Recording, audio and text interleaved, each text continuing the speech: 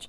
Now, earlier we spoke to Johan Theron. He's a spokesperson for Impala Platinum. Now, that was for an update on the ongoing 15th week of the platinum sector strikes. And I started off by asking him if the government intervention, where President Jacob Zuma himself has tried to call the unions into order, if that intervention is perhaps a bit too late. Well, as you rightly point out, 15 weeks is a long time, but to be fair, the government has been involved almost from day one, so they've certainly been involved for a long time.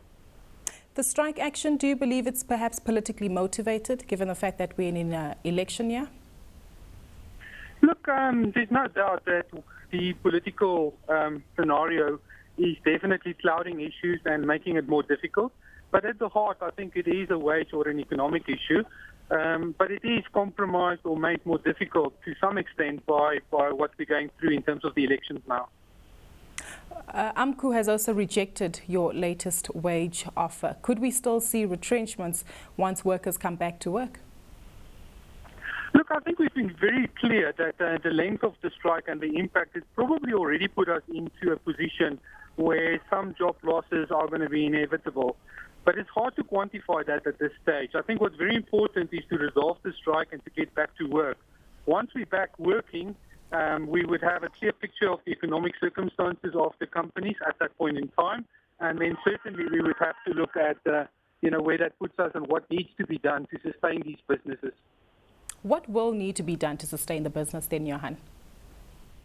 Well, clearly the companies are not making a profit as things stand.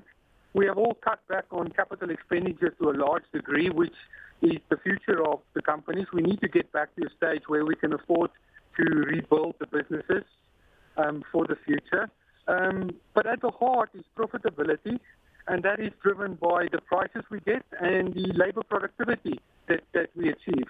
So hopefully in the future, we can expect a little bit better prices, but to a large degree, what is necessary is much better productivity from these mines.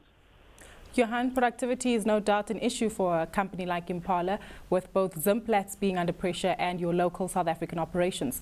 How much further can you be able to handle these pressures before perhaps extreme measures need to be taken?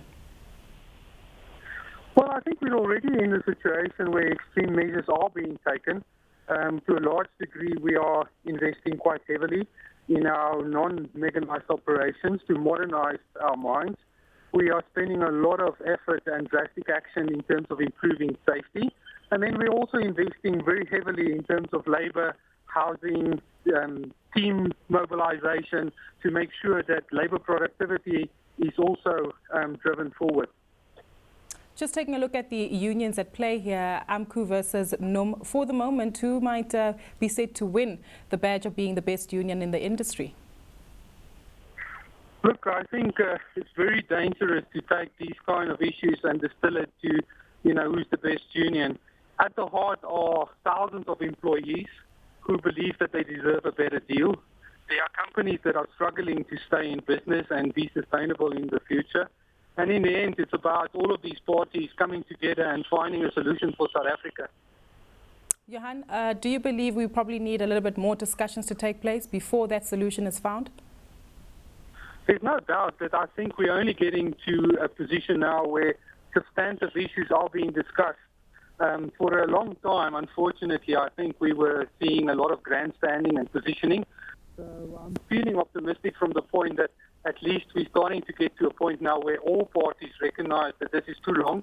We've got to find a solution. And I think serious talks have really started only in the last month or so.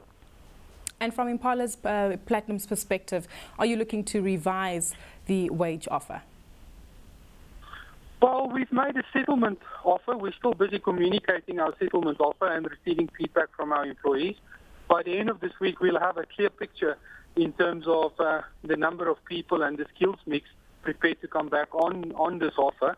But even in making the settlement offer, I think we were very clear that it was made as a gesture of goodwill and that it was already stretching the envelopes of affordability. And we're probably already in a situation, once we get going, where we would have to seriously rethink about the sustainability of our business. So in terms of what more can be done from our side, I'm afraid not much.